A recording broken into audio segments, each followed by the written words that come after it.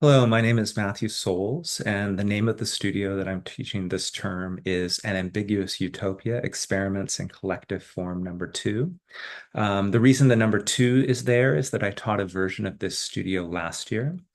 So this new studio or this new version of the studio for this term builds on the success of last year's and also has some important changes. The studio is guided by two simple but important principles. One, that architecture is always necessarily a formal phenomena. And two, that form is always social and by extension, somehow political and ideological. So, this studio will be a direct immersion into the pleasures and possibilities of form and its capacity to strengthen community and build resilience.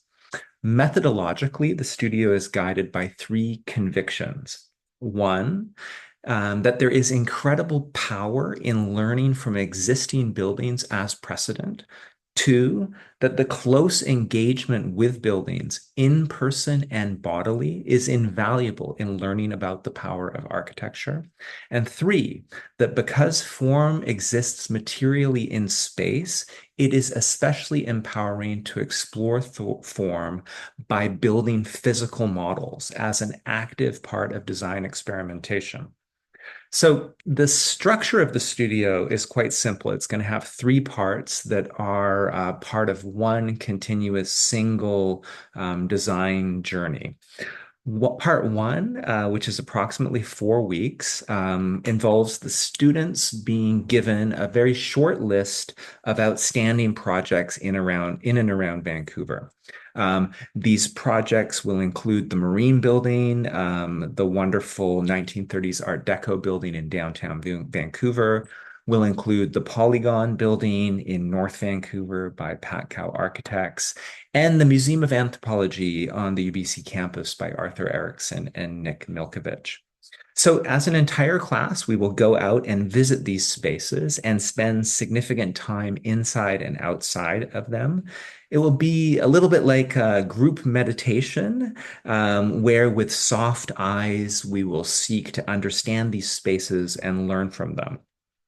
And while we will visit all these spaces together, students will also be asked to select just one of the buildings from the list that they will focus on for more detailed analysis and experimentation.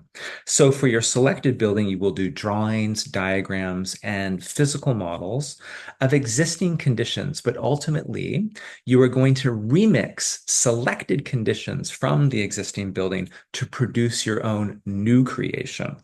So, a good way to think about this is you're going to do a process that's akin to a music DJ, where you sample elements of an existing song and then recombine them in such a fashion that a totally new song emerges.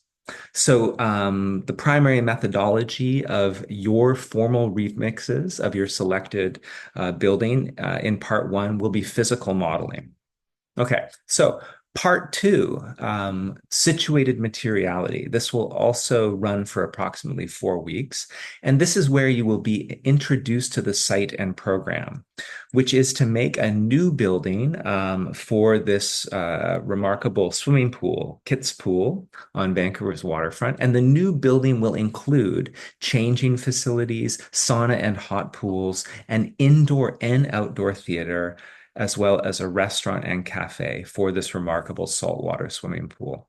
So, you are going to essentially migrate your formal remix from part one to these site and program specificities and iteratively transform that part one remix in relation to them. Part three, what is called iterative refinement, will also be approximately 4 weeks. And this is where you're going to take the outcomes of part one and part two, which is ultimately you have arrived at a kind of form and material condition that is synthetically connected with the public experience of this site, program, and structure. And now you will practice iterative refinement through modeling, visualization, and drawing to arrive at a very finely tuned set of details and architectural specificities. So these three parts are one single journey. It's important to note that you are free to choose whether you would like to work as an individual throughout this journey or as work in pairs. Both are fine. And I'll just say quickly in conclusion, the title for the studio, An Ambiguous Utopia, is inspired by a novel written by Ursula Le Guin called The Dispossessed. And the subtitle of this novel is An Ambiguous Utopia.